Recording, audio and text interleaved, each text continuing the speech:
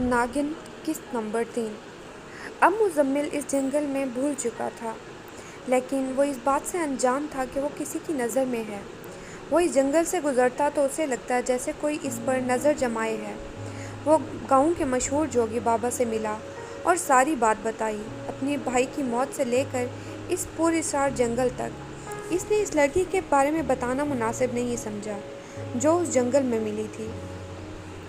پوری بات سن کر جوگی بابا نے کہا، تم شاید مجھے کچھ بتانا بھول رہے ہو، ذہن میں زور ڈالو۔ اس جنگل میں تمہیں کوئی سانپ یا کوئی جانور دکھا تھا؟ مزمل نے سوچتے ہوئے کہا، چھوٹے موٹے جانور دکھے تھے، جیسے بندر، پرندے اور لومڑی وغیرہ۔ کچھ خاص نہیں دکھا تھا، مگر ہاں، ایک نیولا مجھے دیکھا تھا جو ایک لڑکی پر حملہ کرنے کی کوشش کر رہا تھا۔ میں نے اس کی جان بچائی تھی۔ ایک لڑکی، وہ بھی جنگل میں، اور تو نیولا اس پر حملہ کر رہا تھا؟ جوگی بابا نے اس کی آنکھوں میں دیکھتے ہوئے کہا، ہاں، میں نے اسے پوچھا تھا کہ تم یہاں اس جنگل میں کیا کر رہی ہو، تو اس نے مجھ سے کہا کہ جنگل کے پاس ہی میرا گھر ہے، پھر وہ وہاں سے چلی گئی۔ مزمل نے پوری بات صاف صاف بتائی۔ پہلی بات یہ کہ اس جنگل کے آس پاس کوئی نہیں رہتا، صرف میرا گھر اس جنگل کے قریب ہے، اور ہمارے گاؤں کی کوئی لڑکی اس منحوس جنگل میں جانے کی ہمت تک نہیں کر سکتی۔ پھر وہ کون تھی؟ جوگی بابا نے کچھ سوچتے ہوئے کہا۔ کچھ دیر بعد اس نے آواز لگائی، ریکھا، اوہ بیٹی ریکھا۔ اور کچھ دیر بعد ایک کمسن لڑکی فراک پہنے، دو چوٹی باندھے آ گئی اور کہنے لگی، بولو بابا، کیا کام ہے؟ دیکھ کیا رہی ہو، یہ وہی لڑکی ہے جو اس دن جنگل میں ملی تھی تجھے؟ جوگی بابا چوپال سے لڑکی کی طرف اشارہ کرتے ہوئے کہا، اور مزمل نے اس کی طرف دیکھتے ہوئے کہا، نہیں، وہ نہیں ہے، وہ تو اس عمر سے بڑی کوئی لڑکی تھی اور کافی خوبصورت بھی تھی۔ مزمل نے اس کا حلیہ یاد کرتے ہوئے کہا۔ جوگی بابا نے ہاتھ کے اشارے سے اس لڑکی کو جانے کے لیے کہا تو وہ چلی گئی۔ پھر اس نے کہا، یہ میری بیٹی ہے، اور یہ ریکھا ہے، صرف یہی جنگل میں گھومتی رہتی ہے، کیونکہ یہ بچپن میں سے ہی جنگل میں پلی بڑھی ہے۔ یہ نہ ڈر ہو گئی ہے۔ دن کے بعد یہ بھی گھر چلی جاتی ہے، اور کوئی لڑکی اس جنگل میں کبھی نہیں دکھتی۔ تب ہو نہ ہو یہ وہی ہوگی۔ جوگی بابا نے پراسرار لہجے میں کہا، کون ہوگی بابا؟ مزمل نے دلچسپی سے کہا۔ جوگی بابا نے پیشانی پر گہرے تفکر کے آثار دیکھنے لگے۔ جوگی رام پال نے مزمل کی طرف دیکھتے ہوئے کہا، آرام سے بیٹھ جاؤ اور میری بات پوری سنو۔ وہ کوئی معمولی لڑکی یا کوئی انسان نہیں تھی، وہ صرف ایک ناگن ہوگی۔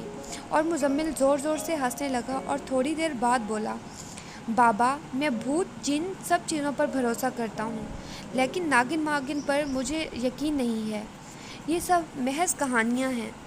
میں بھی نہیں مانتا تھا، لیکن ہمارے گاؤں کے جنگل میں ایک ناگ اور ناگن کا جوڑا رہتا تھا۔ جوگی بابا نے کچھ یاد کرتے ہوئے کہا، تمہارے دادا منور حسین شکار کے بہت شوقین تھے۔ ایک دن وہ جنگل شکار کے لیے نکلے۔ شکار کھیلتے کھیلتے تھک گئے، اس لیے ایک تناور درخت کے پاس جا کر بیٹھے۔ دیکھتے ہیں کہ ایک خوبصورت لڑکی ہنستے ہوئے بھاگتی جا رہی ہے، اور ایک ناگ اس کا پیچھا کر رہا ہے، ایک موٹا اور کالا ناگ۔ تمہارے دادا ڈر گئے اور سوچا وہ لڑکی خطرے میں ہے۔ انہوں نے اپنی 2 نالی بندوق سنبھالی اور ٹھیک ناگ پر نشانہ لگایا۔ لگاتار 2 گولیاں چلائی۔ ایک گولی ناگ کے فن میں لگی اور ناگ چھپچپایا، اور اس کے سر کے پاس سے خون کی ہر لہر پھوٹ پڑی۔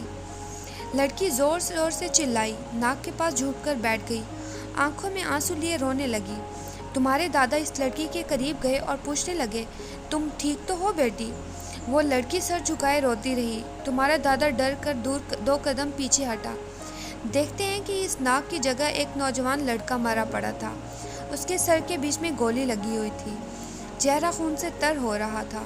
تمہارے دادا الٹے پاؤں بھاگے، لیکن اسے کسی لڑکی کی زور زور سے آواز سنائی دی، جسے پورے جنگل میں اس کی آوازیں گونج رہی تھی۔ مجھ سے بھاگ کر کہاں جائے گا؟ جس طرف تو نے میرے ناگ کو مارا ہے، تو نے ایک ناگن کا سہاگ اجاڑا ہے۔ اب تو دیکھ، تیری موت اور تیرے خاندان کے ہر مرد کی موت میرے ہاتھ میں ہوگی، تو بچ نہیں پائے گا۔ پھر تمہارے دادا تو صحیح سلامت گھر واپس پہنچ گئے اور جنگل کی بات کو خوب سمجھ کر بھول گئے، لیکن 1 مہینے بعد ان کی موت ہو گئی۔ ان کی لاش جنگل سے ملی۔ پھر تمہارے چچا باپ اور تمہارے باپ کی موت بھی بالکل اسی طرح ہوئی تھی۔ سب کی لاش جنگل سے ملتے تھے اور سب کو کسی خطرناک سانپ نے کاٹا تھا۔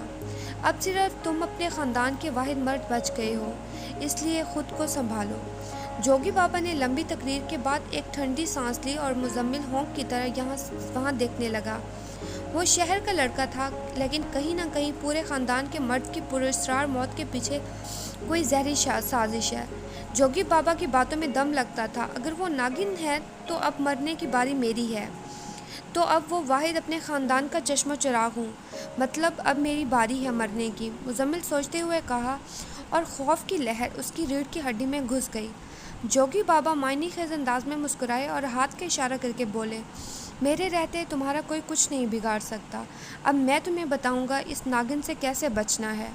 اور مزمل ان کی طرف غور سے دیکھنے لگا۔ یہ کہانی ابھی جاری ہے، دیکھیے اس کی مزید اقساط۔